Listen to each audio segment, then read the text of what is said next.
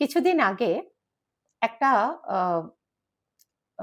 মানে রিলসে একজন আসলেন, দেখলাম আমি একটা ছবি, যে হকার উচ্ছেদের সময় ভদ্রমহিলা রেল স্টেশনের পাশে খুব কাঁদছিলেন, আর একজন লাল পতাকা নিয়ে তার পাশে আম্বানিকে, আডবাণীকে, মোদিজিকে, মানে বিভিন্ন পার্টির লোকদের বিভিন্ন রকম ভাবে নতুন নতুন ভাষা প্রয়োগ করছিলেন, যে উনারা কিভাবে এটা করলেন, কিভাবে এটা করলেন।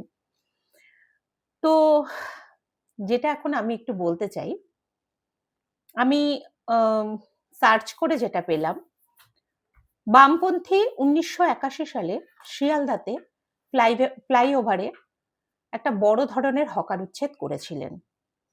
১৯৯৬ যেটা অপারেশন সানশাইন, এটা নিয়ে তো মোটামুটি সবার কাছে অজানা কিছু নেই, সবাই জানে এটা নিয়ে কথোপকথন হচ্ছে, যেটা নভেম্বর মাসে হয়েছিল।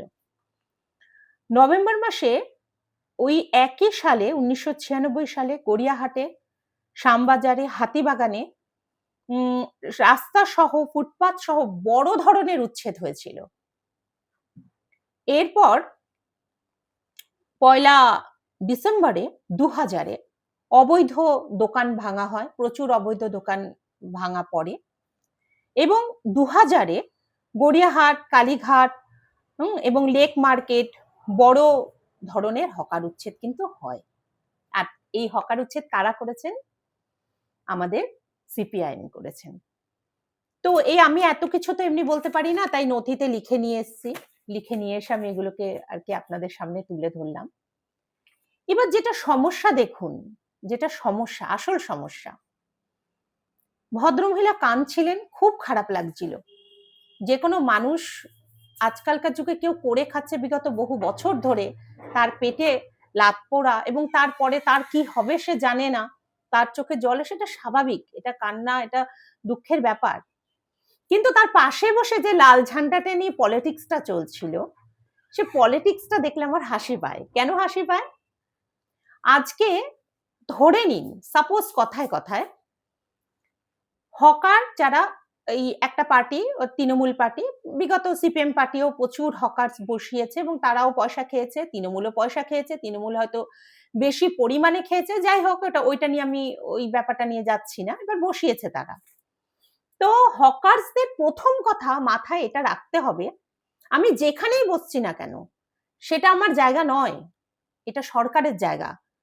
আমি দুদিন কেন, ৫ বছর, ১০ বছর, ১৫ বছর আমাকে কেউ অবজেকশন করছে না, আমি টাকা দিয়ে তাদের মুখটা বন্ধ করতে পারছি, তাই আমি এখানে বসতে পারছি।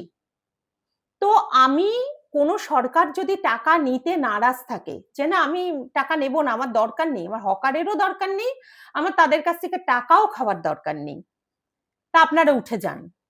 তো আপনারা সকলে উঠে যেতে বাধ্য।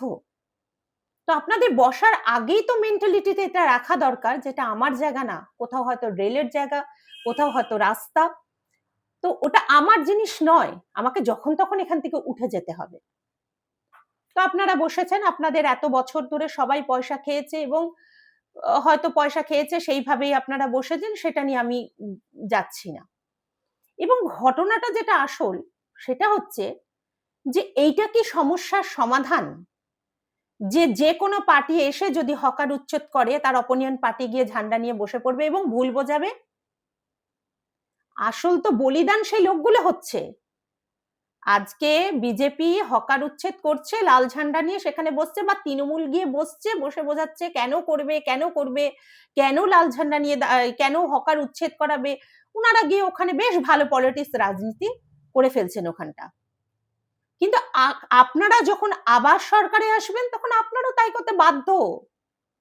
আপনারা রাজনীতিক, যে কোনো রাজনীতিবিদই রাজনীতি করলেও সেটা তার করতে বাধ্য, আপনারা করেও এসছেন, কিন্তু সাধারণ মানুষ সেটা বুঝতে পারছে না। আজকে এই হকারদের তুলে দিয়ে একটা জায়গা দিয়ে দিল বিজেপি, সেখানে বসলো, বা সিপিএম দিয়ে দিল, বা তৃণমূল দিয়ে দিত হয়তো, ঠিক আছে, একটা জায়গা ধরে দিল, তারা সেখানে গিয়ে বসলো। দেখা গেল যখন ওই পার্টিটা, তৃণমূল পার্টিটা চলে গেছে এবং বিজেপি চলে এসছে, বা ধরুন সিপিএম আসতো, আবার কিছু সংখ্যক মানুষ কি ওই রেলওয়ে বা এখানে ওখানে সেখানে বসে পড়তো, আবার অপোনিয়ন পার্টি তাদেরকে উচ্ছেদ করে পুনর্নির্বাসন দিতে হতো।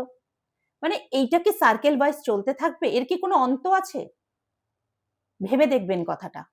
যারা দুঃখ করছেন, যারা কষ্ট পাচ্ছেন, যারা বিভিন্ন হকার উচ্ছেদ নিয়ে বিভিন্ন কথাবার্তা বলছেন এবং বিভিন্ন, আমি তো শুনতে পাচ্ছি এক একজন অনেক রকম কথা বলছেন। আমি বলছি না কারোর দুঃখটা কম, কারোর বেদনাটা কম।